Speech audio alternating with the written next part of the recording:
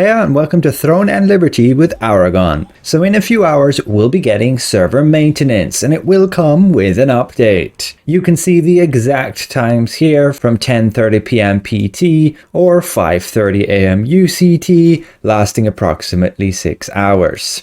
The devs posted a quick TLDR, basically server transfer and ticket promotion will end, you'll have a new join a randomized dungeon queue, and then just some bug fixes for localization UI and more.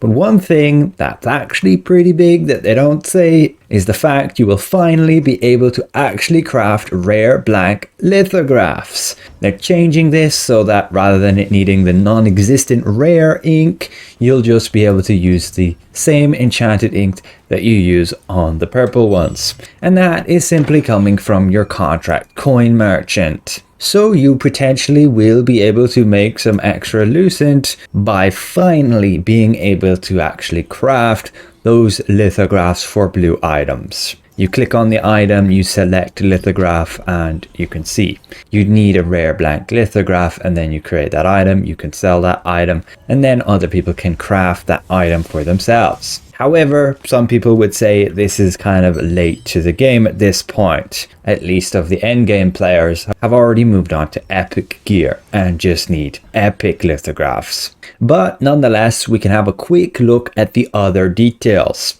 We can see here character deletion time will now take 24 hours, just in case you want to change your mind. And indeed, server transfers will now have a 30-day cooldown, with then the server transfer free ticket promotion ending. Meaning if you want to change server after this maintenance, it's gonna cost you a hefty 750 lucent. To be honest, this is pretty horrible because I'm still stuck in an early access world and I can't join, say, my friend who's not in one. And likewise, they can't join me. So I hope that free promotion could be considered to return at some point. With gameplay, they've gone ahead and improved the rewards for those dynamic events a bit. Field bosses, when you get some loot, you'll now have 10 minutes to claim it after that conflict period ends. Hunt type guild contracts will now be available once per day, and when your guild leader leaves the guild,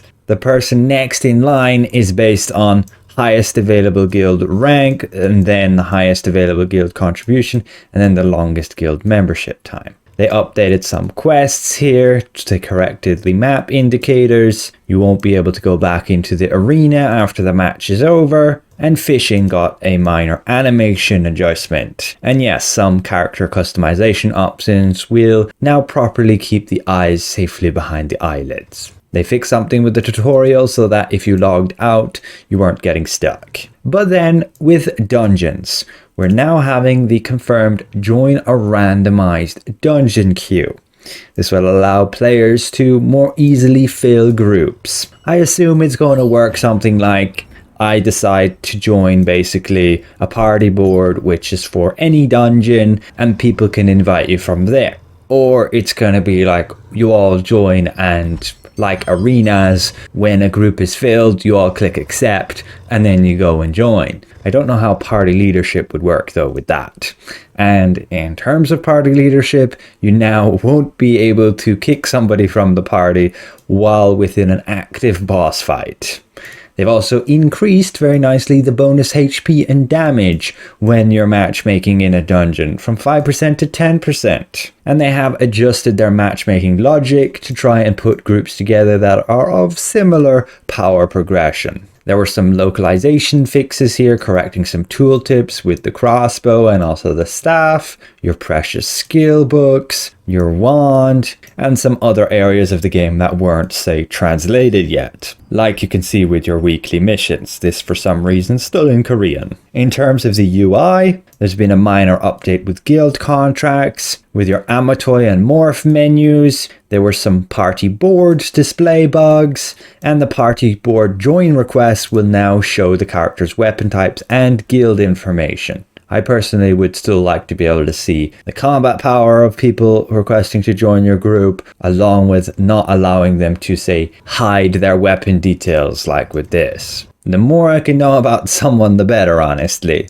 When you complete your arena weekly missions, it will now properly display a notification, and it will show the time until the next weekly mission refreshes. Some minor adjustments here as well. And then looking at controls. They fix some areas of the Amatoy and the Morph menus so that they can now properly be navigated with, say, a controller, and fishing will no longer be cancelled by pressing B, and they fixed a case where charged abilities could still fire after cancelling. With PC, they are temporarily disabling the ability to attach file uploads in the character customization so that they can work on fixing that. There has been some performance updates for the Xbox Series X and S and also PlayStation 5 so that you can now adjust the visual effects of, say, other targets. I assume you can select your party members, people outside your party, so on and so forth, on what visual effects you'll actually see from them. And with PlayStation 5, if you're in a PlayStation only server, then you'll be able to form parties with other players from PlayStation only as well. And that's all the details we know of the update that is coming tomorrow. We did get some information earlier as well that they were working on enacting a set of bans against accounts of suspected botting. And so that's it for the update news of Throne and Liberty for October the 17th, at least here in Europe. Thanks all for watching, and we'll see you guys around. Goodbye for now.